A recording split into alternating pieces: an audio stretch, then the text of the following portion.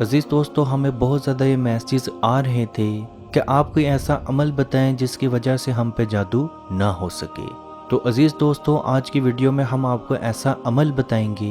یہ عمل آپ کر کے دیکھیں، اگلا جادوگر جو مرضی کر لے، جتنے مرضی منتر پڑھ لے، جتنی مرضی کوشش کر لے، بے شک آپ کے راستے میں پانی بہا کے جادو کرے، بے شک آپ کے گھر میں ہڈیاں رکھ کے جادو کرے، بے شک آپ کے گھر میں تعویذ دفن کر کے جادو کرے، بے شک آپ کے کپڑے کاٹ کے ان پہ جادو کرے، بے شک آپ کو جادو کھلایا جائے، بے شک خون کے قطرے آپ پہ گرا کے جادو کیا جائے، بے شک خواب میں کوئی چیز چبھو کے آپ پہ جادو کیا جائے، بے شک جنات کے بار بار وار کر کے آپ پہ جادو کیا جائے، بے شک تالے پہ جادو کر کے آپ کے گھر میں ڈالا جائے، بے شک کھوپڑی پہ جادو کر کے اس کو زمین میں دفنایا جائے، بے شک جادو آگ کی شکل میں، دھوئیں کی شکل میں آپ کے گھر میں داخل کیا جائے، بے شک جادو کیل کی شکل میں آپ کے گھر کے اندر پیوند کیا جائے، بے شک جادو کسی چینی یا کسی میٹھی چیز کے ساتھ آپ کے گھر میں داخل کیا جائے، بے شک جادو آپ کے کاروبار پہ کیا جائے، بے شک وہ جادو آپ کے گھر پہ کیا جائے، بے شک وہ جادو آپ کے رشتہ داروں پہ کیا جائے، وہ کبھی بھی اثر نہیں دکھائے گا۔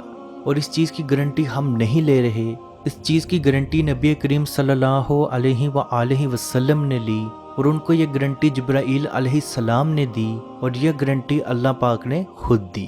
عزیز دوستو، یہ بات دماغ میں بالکل صاف رکھیں، چھوٹے جادو سے لے کے بڑے جادو تک کوئی بھی جادو ہو، جادوگر صرف اور صرف جنات کی مدد سے ہی کرتے ہیں۔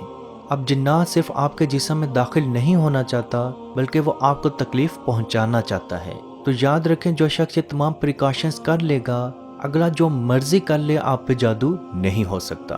روایت میں آتا ہے، جو شخص نہار منہ 7 اجوا کھجور کھا لے، اس روز اس پہ جادو اور زہر کا اثر نہیں ہوتا۔ اب اجوا کھجور ہر کسی کی پہنچ میں ہونا بہت مشکل ہے، اور ہر روز 7 اجوا کھجور کھانا آسان نہیں ہے۔ ہاں، میرے وہ بہن بھائی جو سعودیہ عرب یا دبئی یا ایسے ممالک میں رہتے ہیں جہاں پہ اجوا کھجور انہیں بآسانی دستیاب ہیں، تو وہ ڈیلی ہر روز صبح نہار منہ اجوا کھجور ضرور کھایا کریں۔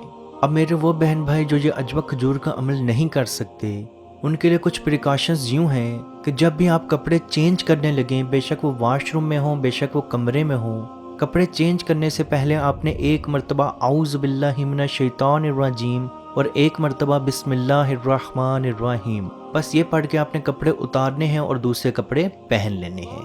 یاد رکھیں، روایت میں موجود ہے، جیسے ہی انسان بسم اللہ پڑھ کے کپڑے اتارتا ہے، اس کے اور جنات کے درمیان ایک پردہ حائل ہو جاتا ہے۔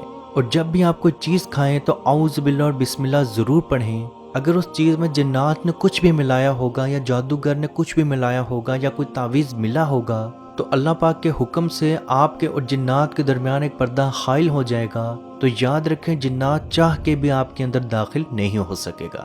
اسی طرح جیسے ہی آپ واش روم میں جانے لگیں، تو واش روم میں داخل ہونے سے پہلے واش روم میں داخل ہونے کی دعا پڑھیں، اللہم انی اعوذ بک من الخبث والخبائث، اے اللہ، میں شیطان جنات سے تیری پناہ میں آتا ہوں، ہاں وہ نر ہوں یا مادہ۔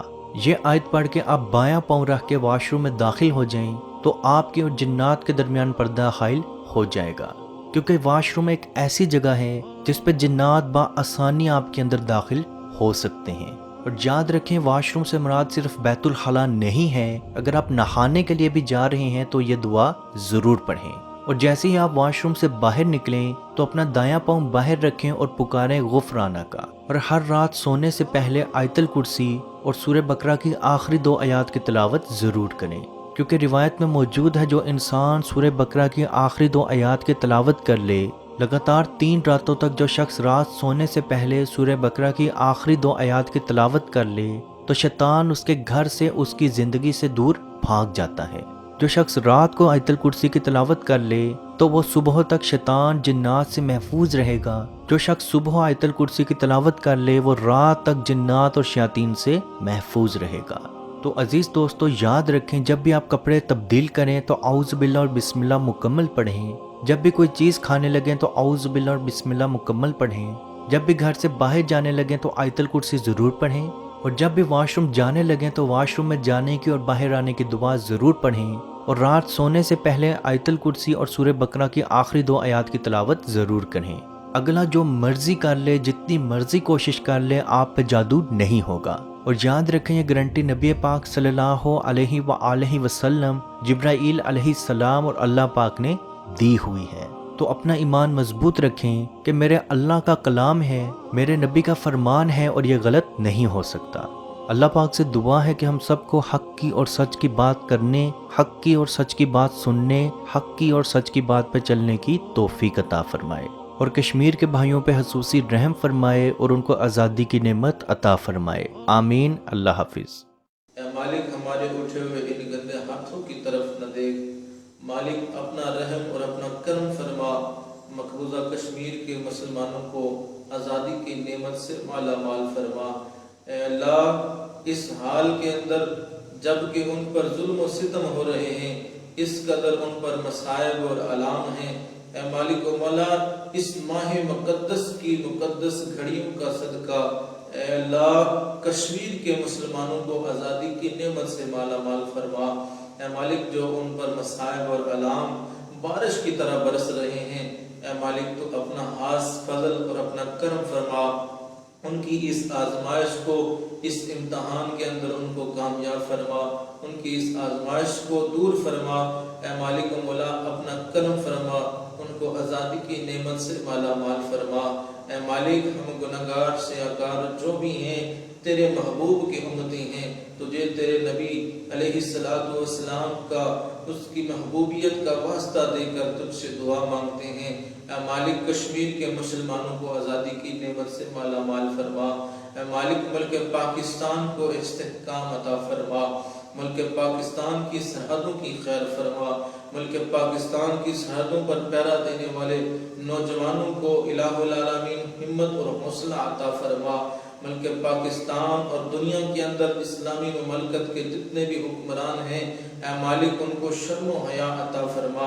اے مالک ان کو کفار کی آنکھوں میں آنکھیں ڈال کر بات کرنے کا حوصلہ اور ہمت عطا فرما۔ اے مالک و مولا اسلامی ملکوں کو اکٹھے ہو کر اے مالک و مولا کشمیر کی سلامتی کے لیے، حق حدرادیت کے لیے آواز اٹھانے کی توفیق عطا فرما۔ اللہم ربنا تقبل منا انکا انت السمیع العلیم وتب علینا یا مولانا انکا انت التواب الرحیم۔ مت پوچھئے کہ کیا ہے سرکار کی گلی میں، مت پوچھئے کہ کیا ہے